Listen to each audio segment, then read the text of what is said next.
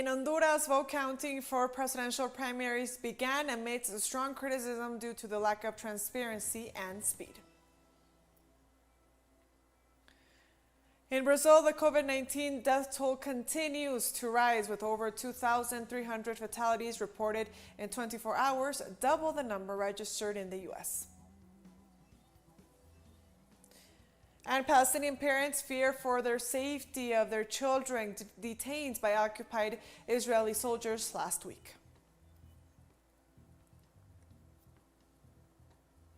Hello and welcome to TeleSUR English. I am Estefania Bravo from the headquarters of Quito in Ecuador. This is From the South.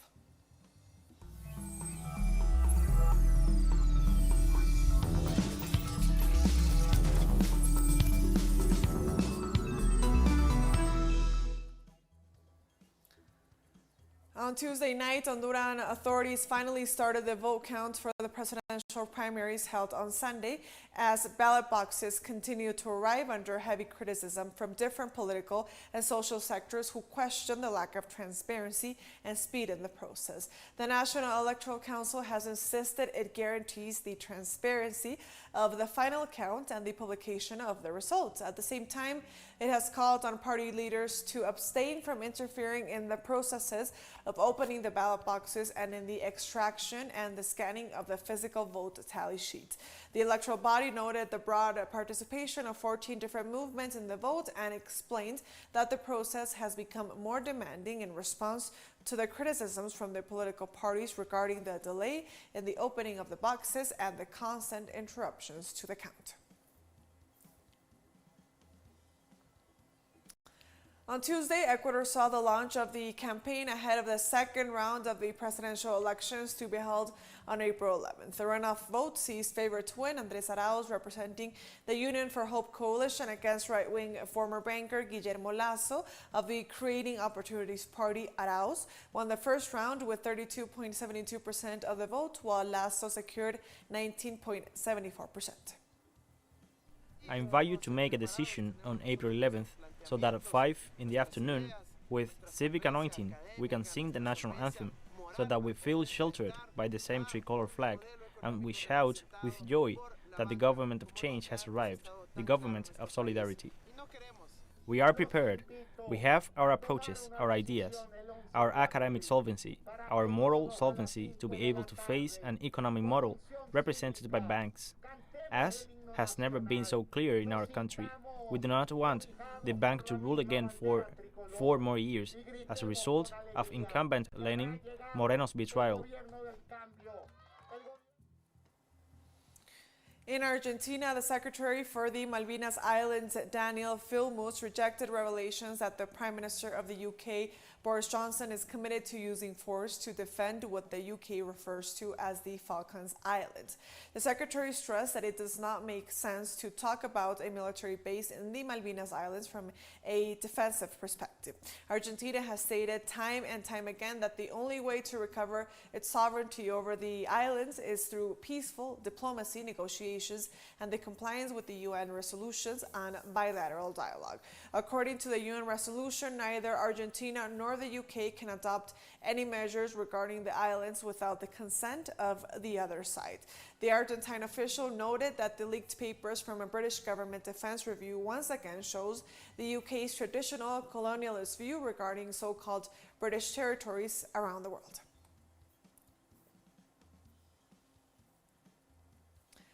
On Tuesday, President of Argentina, Alberto Fernandez, appointed lawmaker for the Everybody's Front coalition, Martín Soria, as his new Minister of Justice after the resignation of Marcela Lozardo. Our correspondent, Carolina Silvestre, brings us more details on what the move means in the following report. The main task of Minister Martín Soria will be to reactivate the federal judicial reform and the reform of the Public Prosecutor's Office in the National Congress, who a few days ago made his position clear in the Argentine parliament. Let there be no mistake that lawfare in Argentina has lost its seat in the presidential palace, but it is still more alive than ever in some offices of the judiciary, in some offices of the Supreme Court or the federal courts. We need to work together, as President Alberto Fernandez asked us So, the never again in Argentina is there a justice system that acts according to the political winds of the day. The objective of the official and former national lawmaker of the Everybody's Front coalition is to recover the independence of the judicial branch, co-opted by the Macri government and powerful economic groups. The meat grinder that they implemented in order to create that weekly agenda of political judicial news to tame anyone who opposed them and, at the same time, distract public opinion, while they plunge all Argentines into worse debt than under Videla and Martinez de Oz.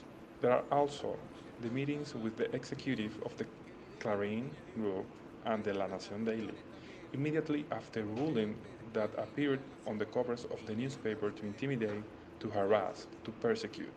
But they were wrong. They thought that the state was like their companies.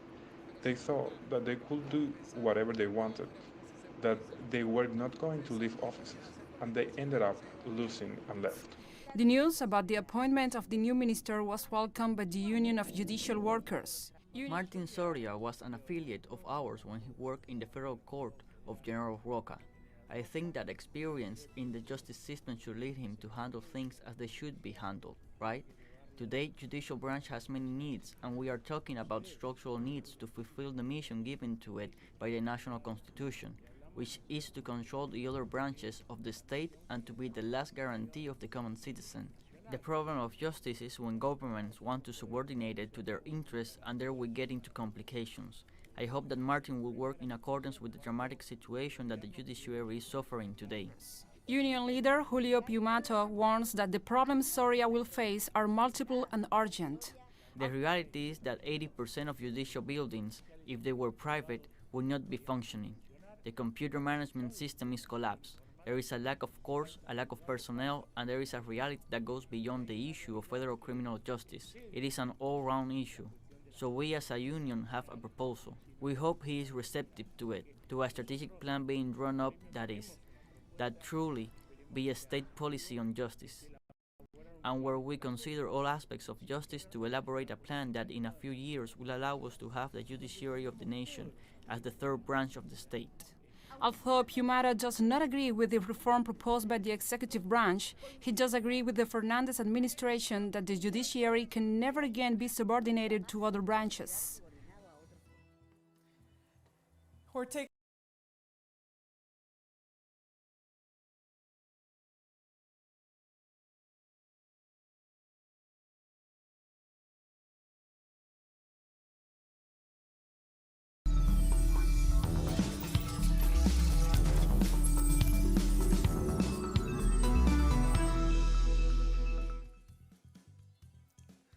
Welcome back to From the South. More news now. Brazil reported over 2,300 daily fatalities due to COVID-19 on Tuesday, double the number of deaths registered by the U.S., which remains the nation most affected by the virus in the world. The latest data provided by the National Council of Health Secretaries brings the overall COVID-19 death toll to over 200, rocketing with more than 74,000 new cases reported in 24 hours, bringing the total number to over 11.5 million. Hospital occupancy rates are more than 80%. In the midst of this crisis, far-right President Jair Bolsonaro has appointed the fourth health minister since the pandemic began, who has already promised to rigorously follow the president's instructions. Nicaragua has received a first batch of 135,000 doses of the Oxford AstraZeneca COVID-19 vaccine through the World Health Organization's COVAX mechanism. This is the third shipment of vaccines to enter the country after Russia's Sputnik V and 200,000 doses of the Covishield vaccine donated by India for the government's vaccination program. The doses were received at the airport by health authorities and representatives of the World Health and Pan American Health Organizations and UNICEF, which are part of the COVAX initiative. The country's vaccination scheme, which began on March 2nd, is aimed at immunizing people with chronic diseases such as renal failure, heart disease, and cancer, as well as hypertensive patients, diabetics, and health personnel in its first stage. Uruguay received a new batch of COVID-19 vaccines from Chinese pharmaceutical firm Sinovac to bolster its immunization drive against the pandemic. A cargo plane carrying over 1.5 million doses landed at Carrasco International Airport in Montevideo, the country's capital. This is the second batch of Chinese COVID-19 vaccines to have arrived in the country. The plane also brought anti-epidemic supplies such as masks and goggles donated by China to the Uruguayan government. More than 700,000 residents between the ages of 50 and 70 are being given priority in applying for the vaccination. Uruguay launched its nationwide vaccination campaign on March 1st. On Wednesday, Palestinians received their first delivery of coronavirus vaccines via the United Nations COVAX program supporting low-income nations. The vaccines arrive as Palestinian hospitals are overwhelmed with COVID-19 patients. The occupying Israeli regime has failed to meet its international obligations to provide vaccines in the occupied Palestinian territories. The Palestinian Authority said that vaccination would begin on Sunday, primarily for those aged over 75, cancer patients, and medical personnel. Palestinians are also set to receive 100,000 Chinese vaccine doses and nearly 2 million more through the COVAX scheme.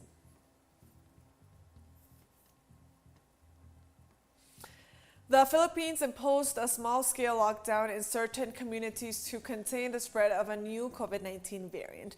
The Department of Health reported more than 4,400 new COVID-19 infections, bringing the total number of confirmed cases in the Southeast Asian country to over 631,000. Meanwhile, the death toll climbed to nearly 13,000 after 11 more patients died from the disease. The Department of Health confirmed the detection of a new COVID-19 variant called P3 over the weekend, which was found in local samples. So far, 306 cases of the P3 variant have been confirmed. We close 3 zones like Zone 4, Zone 5, and Zone 9. And we put up a table and for the checking. And also, we prepared for the quarantine pass. You know, it's for the health essential. I mean, the health workers, they can go anytime. And also the essential workers, we give them a quarantine pass. And also, we give also a quarantine pass for the family, one authorized person to buy some essential like food, like medicine.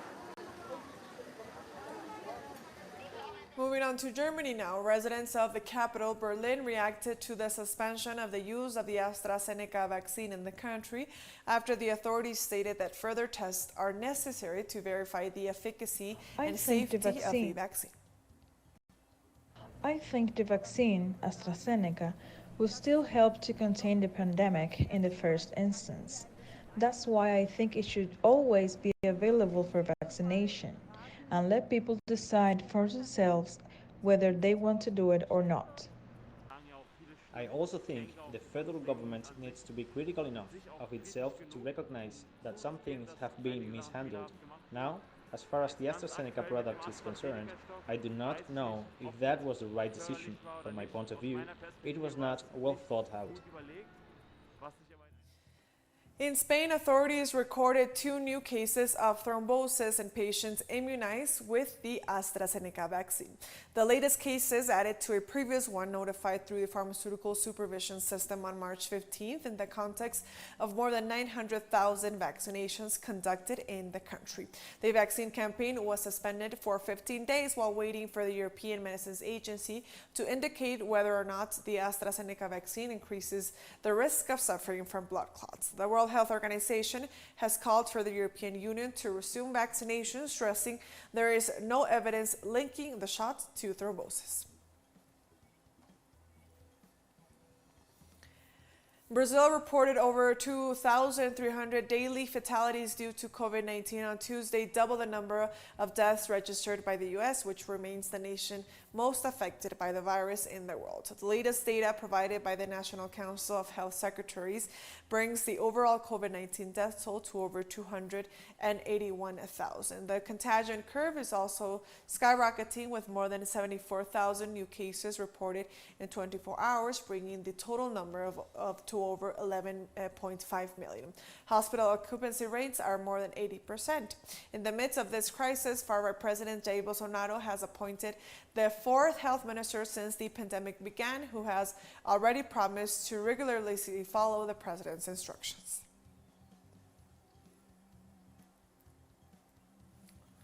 We're taking one last short break now. Don't go away.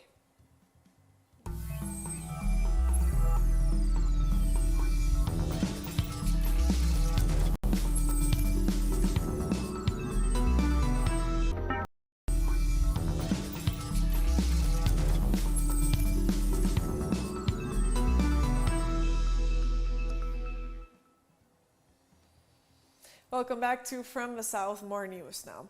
The father of two Palestinian children detained by occupying Israeli soldiers last week has stressed he feared for their lives in what is a common occurrence in the occupied territories. Last week, Israeli soldiers briefly detained 5 Palestinian children near an illegal Jewish settlement in the occupied Palestinian West Bank for allegedly stealing parrots. This incident was just one in a long line of Israeli abuses of Palestinian children. Every year, hundreds of Palestinian children are detained by Israeli authorities. They are the only children in the world who are systematically prosecuted through military rather than civilian courts. The most common charge is throwing stones, for which the maximum sentence is 20 years in prison. Charity Save the Children revealed that children in the Israeli military detention system face inhumane treatment such as beatings, strip searches, psychological abuse, weeks in solitary confinement, and being denied access to a lawyer during interrogations. I suspect that the settlers caught them and killed them, and this is what I feared. So, when the boys arrived at the police station, I saw them. I was reassured a little. The children were miserable, terrified, and not just fearful. Of course, I am afraid that my children will be arrested. If they ask to release my sons and arrest me instead, I would have no problem with that. Of course, I am afraid that my children will be arrested like them. Arresting children means destroying them and destroying their future and their families. Every year, hundreds of Palestinian minors are detained by the Israeli security forces in East Jerusalem and the West Bank, so this is not an isolated incident. Those children are particularly young, so I mean it's very, very clear that the Israeli security forces should have exercised their faculties and their common sense and not do that, because those children are very clearly below the age of even criminal liability, no matter what they did. Protesters opposed to the military takeover in Myanmar were back on the streets on Wednesday, despite the deadly crackdown on demonstrations taking an increasing toll. In Mandalay, monks joined the demonstrations once more, leading chanting protesters on a brief walk through streets and alleys, parts of which appeared to be fortified with sandbags. There were no reports of clashes with security forces. Regional media outlets and social media posts reported peaceful protest marches in Taungo, Tayet, Minyang, and Madaya, all in central Myanmar, as well as Tamu in the northwest near the border with India, and Piai on the Irrawaddy River northwest of Yangon. And thousands of people continue to leave an industrial suburb of Yangon on Wednesday after it became the scene of heavy bloodshed on Sunday, when more than 30 people were killed by security forces during protests against the February 1st military takeover. As well as the shootings, local media reported that 5 factories in the area were set on fire. This exodus began on Tuesday with similar scenes of traffic jams.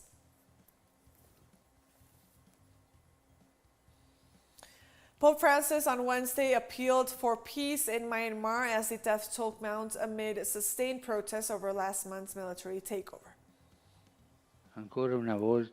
Once again, with much sadness, I feel the urge to talk about the dramatic situation in Myanmar, where many people, particularly young people, are losing their life to offer hope to their country.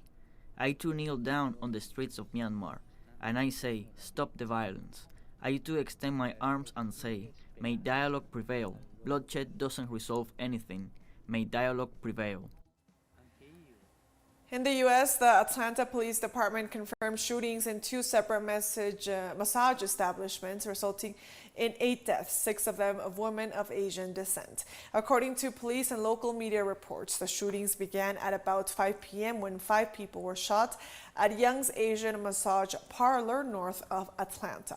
2 people died at the scene and 3 were transported to a hospital where 2 of them also died. The next shooting took place at 5:50 p.m. when police in the Buckhead neighborhood of Atlanta, responding to a call of robbery, found 3 women dead from apparent gunshot wounds at Gold Spa. Another woman was found dead at an aromatherapy spa across the road. A 21-year-old male suspect is in custody. The attacks prompted the New York Police Department's counterterrorism unit to announce the deployment of additional patrols in Asian communities as a precaution. The suspect was identified as Robert Aaron Long, 21 years old. He lives in unincorporated Cherokee County, but he is currently in custody in Crisp County. We've been communicating with them. My understanding that they did a pit maneuver on him and took him into custody, as far as I know, without incident. So the suspect, who we believe committed these crimes here today in Cherokee County, is in custody in Crisp County, and we certainly appreciate. The U.S. Secretaries of State and Defense arrived in Japan on Monday on their first overseas trip, looking to rally key Asian allies against China. Defense Secretary Lloyd Austin and Secretary of State Antony Blinken traveled separately and met in Japan for the first leg of their trip, holding talks with their counterparts as well as Prime Minister Yoshihide Suga.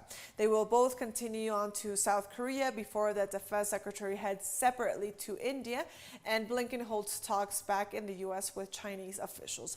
President Joe Biden's team has been deliberately slow to start the usually hectic pace of diplomatic travel that marks a new administration, hoping to set an example by discouraging travel during the pandemic.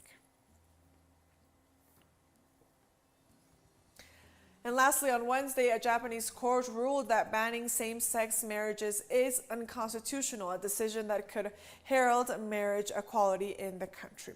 The ruling came after 3 same-sex couples filed a suit against the Japanese government in the northern city of Sapporo, arguing that the lack of recognition of their unions limited them from enjoying the same benefits as married couples. According to the ruling, failing to recognize a same-sex marriage is a breach of a constitutional article that stipulates that, quote, all citizens are equal before the law. Depriving same-sex couples of this right thus constitute discriminatory treatment without a rational basis. According to a poll by the Yomiuri newspaper, 61% of the Japanese population is in favor of equal marriage and 37% oppose it.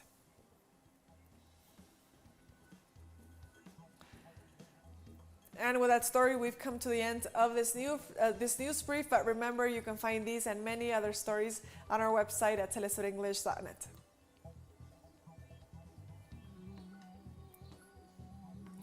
And remember, you can find us on our social media accounts as well. We are on Facebook, on Twitter, and on Instagram. For TeleSUR English, I am Estefania Bravo. See you next time.